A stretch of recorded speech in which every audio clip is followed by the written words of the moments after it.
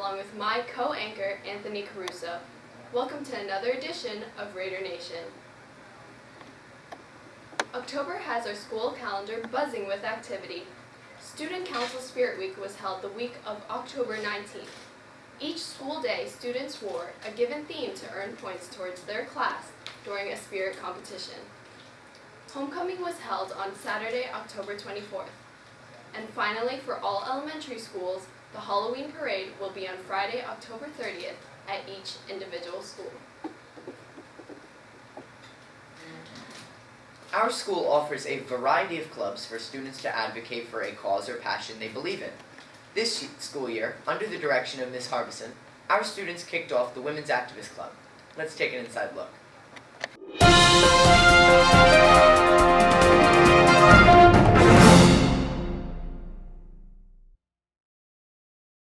I'm sitting here with Maggie McCreesh and Mrs. Harbison. Maggie founded the Women's Activism Club, and Mrs. Harbison is the advisor. What would you like people who have not yet joined to understand about your club? Well, I always want them to know that they can be involved, whether you're in the club or not. You can always participate in the activities that we'll be doing all year, donations. We actually have a donation drive going on right now for the Center for Hope and Safety in Hackensack. And what are some of the other activities you'd like to perform as a club? Well, this year we want to make money for local women's shelters and organizations, so bake sales, movie nights, and so on. And are there any ways for people who have not yet joined to get involved with the club? Mm-hmm. Through the donation drives, and coming to discussion meetings is always a great idea. And now, following the formation of the club, what was the driving force behind your decision to be the advisor? Well, Maggie came to me, and she seemed to be very enthusiastic about her interest in feminism. I have an interest in feminist issues myself, and social justice issues, which are all very much tied together. So I figured I'm here after school anyway and before school, so she's welcome to come in. And she primarily runs the club meetings, and I'm present here to kind of oversee how things go and maybe, give a little bit of input when I can. And finally, what is your mission statement? We would love to promote gender equality and sort of assert the importance of feminism so that high schoolers can understand what it means and what it means to help the community. Reporting for NHS TV, I'm Anthony Caruso. We look forward to hearing more news and updates about the evolution of this club. Early in October, the annual college fair was held in the gym at NHS. Field reporter Devin Merritt files this report with Guidance Director Ms. DeVillio.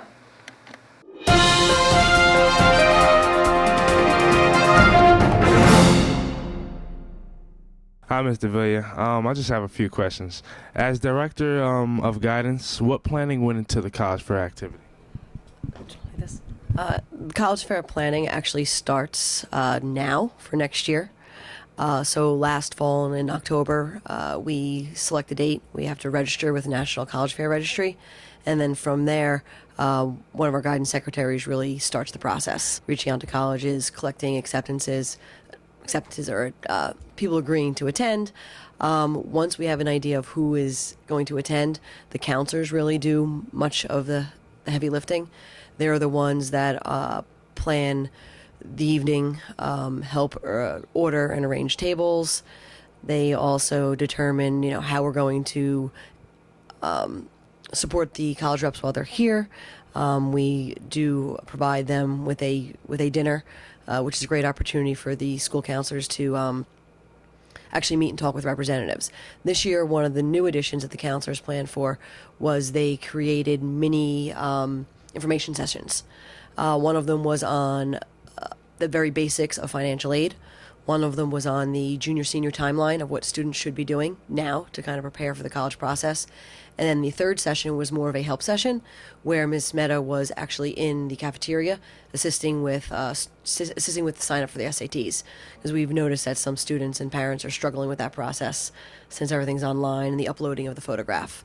So they did a lot of legwork leading up to the night, and during that night we're around circulating, talking with parents and reps. Okay, thank you. Can you give our viewers a variety of schools that were present at the fair? As always, our representatives cover technical schools, trade schools, the military, 4-year colleges, 2-year colleges. So we had that typical array of participants, and our 4-year colleges were both public and private. And would you recommend the fair for the entire student body or just the upperclassmen? Absolutely. The entire student body should come. Seniors, actually, we hope that a lot of the seniors don't need the college fair at this point, because coming into the school year over the summer, they really should have an idea of where they're applying to. If there's still a little bit of uncertainty, or if they're looking to add 1 or 2 schools, or they want to use it as an opportunity to touch base with the college before they get their applications in, it's obviously a great opportunity for seniors. But we totally encourage underclassmen, and just like we did last year, we invited the 8th graders this year. And I did see a lot of, not a lot, but a good handful. I did see about a dozen or so 8th graders that I recognized walking around. So it's great that they're thinking about this process early on. That's good. And last question. What other activities can our students look forward to in the future from the guidance department? Okay. We have a couple already planned. One of the activities is coming up on October 20th, I believe, to the 20th to 21st. We have our college admissions panel, where we are actually quite large this year. We haven't had a turnout like this ever. Sometimes colleges have difficulty arranging the night because they have other college fairs to go to, but this year we have 15 colleges that are going to sit on the panel, and really the evening is really directed by the students and the parents that come. It's an opportunity to ask college the process about the schools individually, so that's a great opportunity. In January, we have a financial aid workshop coming up. Mr. Roberto comes from HISA, and he explains the whole FAFSA process, which is very overwhelming to parents. And then also in January, we have the Demystifying the College Application Process, which is focusing on juniors. There's a couple other things that we're working on. There will probably be something related to college essay writing. That's in the works with Mrs. Gherkins. And then also our spring event is we're looking to do something in a workshop style. We're not quite sure exactly what it's going to be or when it's going to be, but it's going to be in the spring. So those are 2 events that are not set in stone, but that are coming up at some point, which will be publicized through Naviance in our newsletter. Okay, thank you very much, Mr. Reporting from Raider Nation, I am Devin Merritt. In this segment of Faculty Profile, we sat down with new English instructor, Mr. Guerreri.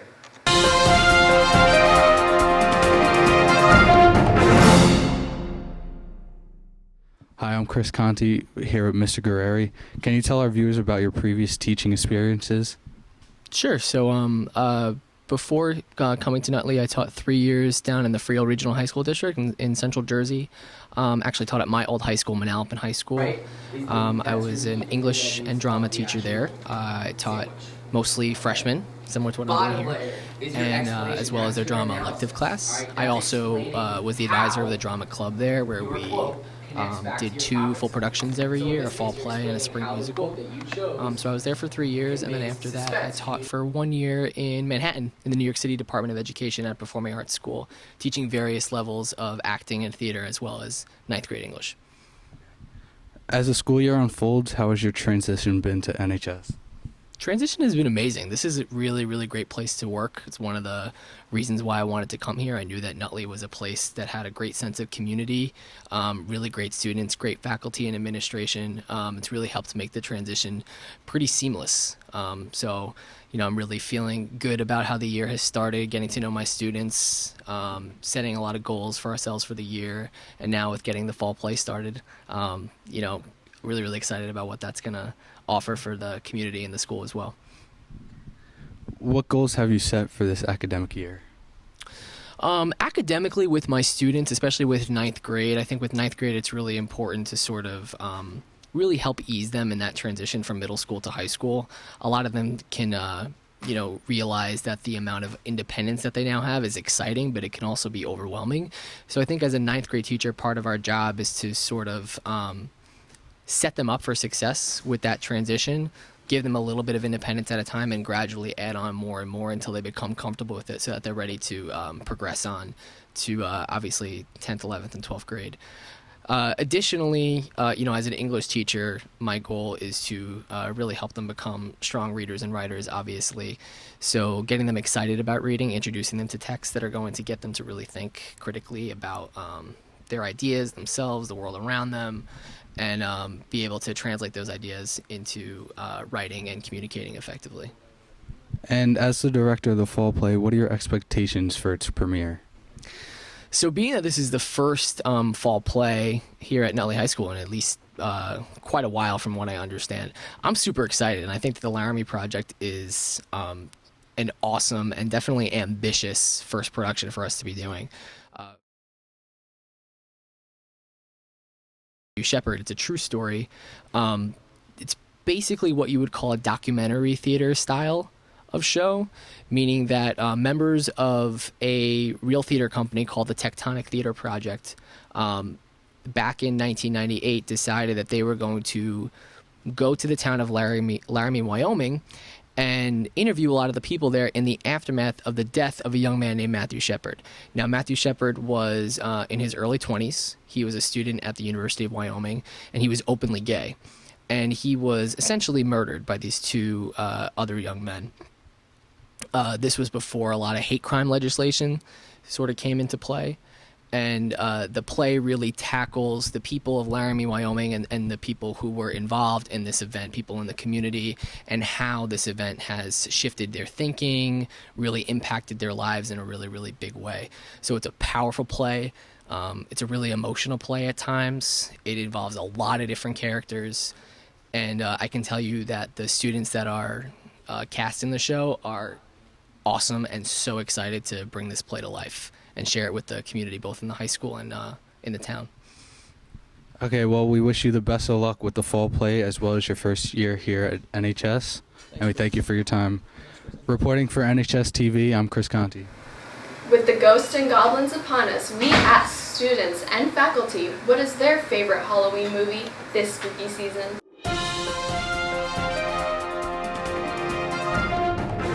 What's your favorite Halloween movie? Casper. Hocus Pocus. Scream. The Nightmare Before Christmas. The Shining. Halloween. Halloween Town. Halloween. Halloween Town. Halloween Town. My favorite Halloween movie is Halloween Town High. Nightmare Before Christmas. Hocus Pocus. Mi película de horror favorita es El Exorcista. My favorite movie from Halloween is Twitches with the two twins with the magical powers. What is your favorite Halloween movie, Eunice? My favorite Halloween movie is Halloween Town. It's classic for younger children. It's a great show. Yeah. I've seen it many times. For Eunice Suba and the staff of Radio Nation, I'm Anthony Caruso. Hope your Halloween is a real treat.